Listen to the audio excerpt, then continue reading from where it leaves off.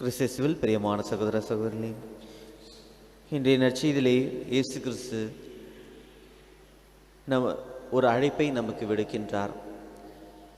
ஆக என்னை பின்பற்ற விரும்பும் எவரும் தன்னை மறுத்து, அதாவது தன்னை துறந்து தம்முடைய சிலுவையை ஏற்றுக்கொண்டு என்னை பின்பற்றட்டும். ஆக மூன்றே வார்த்தைகளில் நம்முடைய கிறிஸ்தவ வாழ்க்கை, கிறிஸ்துவை பின்பற்றுகின்ற ஒரு வாழ்க்கை அவர் கூறுகின்றார்.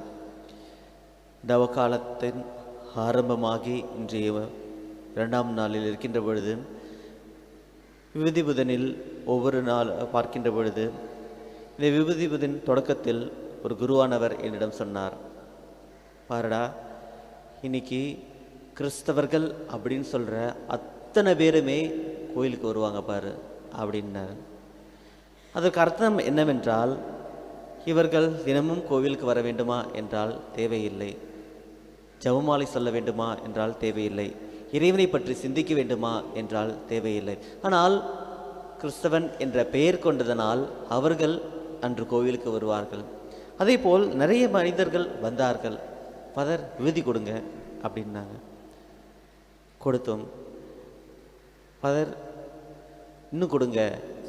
ஏன் அப்படின்னா, 40 நாளும் வச்சுக்கணும் விபூதி. ஏன் வைக்கணும்? எதற்காக இது? சில பேர் காலையில் கோயிலுக்கு வரல, விபூதி கொடுங்க அப்படின்னு கேட்டாங்க. அப்போது எது முக்கியமாக இருக்கின்றது? இந்த தவக்காலம் என்பது எப்படிப்பட்ட ஒரு காலமாக மாறிவிட்டது என்றால், ஒரு சீசனல் ஃபங்க்ஷன். ஃபாதர், மாலை போடணும். என்ன மாலை போடணும்? ஏனென்றால் அவர்களுக்கு இதை பற்றி அறியாமல் இருக்கின்றார்கள், தெரியாமல் இருக்கின்றார்கள். ஏன் இந்த தவக்காலம்? இயேசு கிறிஸ்து எளிமையாக சொல்கின்றார், ஒருவர் உலகம் முழுவதையும் தமதாக்கி கொண்டாலும் வாழ்வையே இழப்பார் எனில் அவருக்கு கிடைக்கும் பயன் என்ன? இது ஒரு வார்த்தை நற்செய்தியிலிருந்து நாம் சற்று சிந்தித்து பார்ப்ப அழைக்கி விடுக்கின்றது. அதே போல் இன்றைய முதல் வாசகத்திலும், வாழ்க்கையும் இறைப்பையும் உங்கள் முன்பாக நான் வைக்கின்றேன், வாழ்வும் சாவும் நம் முன்பாக இருக்கின்றது என்கின்ற பொழுது, இந்த தவக்காலம் என்பது எதற்காக? எல்லா இடங்களிலும் பார்க்கின்ற பொழுது ஜபம், தபம், நோன்பு, உதவி செய்தல் என்பதை நாம் பார்க்கின்றோம். ஆக இந்த தவக்காலம் என்பது ஒரு மனிதன் தம்மிடத்தில் இருக்கின்ற தவறுகளையோ தீயதையோ எது என்பதை அவன் ஜெபித்து தவமாக உட்கார்ந்து சிந்தித்து பார்த்து தம்மிடம் இருப்பதை அந்த மனிதன் இழக்க வேண்டும்.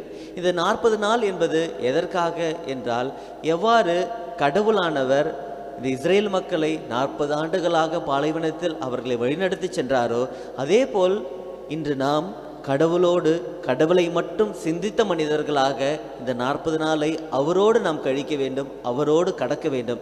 அவ்வாறு கடக்கின்ற பொழுது இன்று ஒரு மனிதன் இறைவனை மட்டும் சிந்தித்து வாழ்கின்ற பொழுது தன்னிடத்தில் இருக்கின்ற எல்லா தீமைகளையும் அவன் விடுவிக்கக்கூடிய ஒரு காலமாக இருக்கின்றது. ஆக இந்த நாட்கள் என்பது சற்று நாம் கொண்டாடுகின்ற ஒரு நாட்களாக இருக்கின்றது பொழுது, எப்படிப்பட்ட ஒரு கொண்டாட்டத்தை நாம் கூற போகின்றோம்? சற்று எதையும் சிந்திக்காமல் இந்த நாட்களை கழிக்கப் போகின்றோமா? அல்லது ஏன், எதற்காக என்பதை சிந்தித்து பார்த்து ஜெபித்து நோன்பிருந்து அவற்றை தியானமாக உட்கார்ந்து ஒவ்வொரு நாளும் ஒரு மனிதத்தில் இருக்கின்ற என்னுடைய செயல் என்ன? எதற்காக இறைவன் என்னை நான் வணங்க வேண்டும்? இறைவன் என்னிடத்தில் இருக்க வேண்டும் என்றால் எது தேவைப்படுகின்றது என்பதை அந்த மனிதனானவன் சிந்திக்கின்ற பொழுது அந்த மனிதத்தில் வாழ்வு பிறக்கின்றது. அப்பொழுது தன்னிடத்தில் இருக்கின்ற இறைவனை உணர்கின்ற அவன் அப்பொழுதுதான் தன்னை மறுக்கின்ற, இழக்கின்ற ஒரு மனிதனாக இருக்கின்றான். எளிமையாக இயேசு கிறிஸ்து கூறுகின்ற பொழுது, என்னை பின்பற்ற விரும்பும் எவரும் தன்னலம் துறந்து தம் சிலுவை நாள்தோறும், தன்னலம் துறப்பது என்பது எவ்வளவு பெரிய கடினமான காரியம் என்பதை நாம் சற்று சிந்தித்து பார்க்க வேண்டும். இன்று நாம் சாதாரணமாக ஒரு மனிதரிடம் பேசிக்கொண்டிருக்கின்ற பொழுது சற்று நம்மை இழக்கின்ற ஒரு நிலை வருகின்ற பொழுது நாம் என்ன செய்கின்றோம்? கோபம் அடைகின்றோம், பிறரை அதற்றுகின்றோம், பிறரை அதற்றி நாம் எட்டு செல்கின்றோம். ஆக ஒரு சிறிய நிமிடத்தில் கூட நம்முடைய தன்னலம் என்பதை துறக்க முடியாத ஒரு மனித உள்ளமாக நம்மிடத்தில் இருக்கின்றது. ஆக ஒரு மனிதன் தன்னை துறக்க வேண்டும் என்றால் அந்த மனிதத்தில் இறைவன் என்பவர் முழுமையாக வர வேண்டும். எப்பொழுது ஒரு இறைவனுடைய உள்ளம் என்பது அந்த மனிதத்தில் முழுமையாக வருகின்றதோ அப்பொழுதுதான் இந்த மனிதனுடைய தன்னலம் என்பதை துறக்க முடியும், தன்னை இழக்க முடியும். அவ்வாறு இழக்கின்ற பொழுதுதான் இந்த உலகத்தில் இருக்கின்ற சிலுவைகளை நம்மால் அடையாளம் காண்பிக்க முடியும், அடையாளம் தெரிந்து கொண்டு அவற்றை நாம் தூக்கி கொண்டு இயேசுவை பின்பற்ற முடியும். ஆக இந்த தவ காலத்தில் நாம் சற்று ஆரம்பித்திருக்கின்ற பொழுது ஆழமாக சிந்தித்து பார்ப்போம், ஜெபிப்போம், தவமாக இருந்து நாம் பிறருக்காக அல்ல நம்மிடத்தில் இருக்கின்ற எதை இழக்க வேண்டும் என்பதை சிந்தித்து உள்ளமாக இந்த நாளை கடக்க உங்களுக்கு அழைப்பு விடுக்கின்றேன்.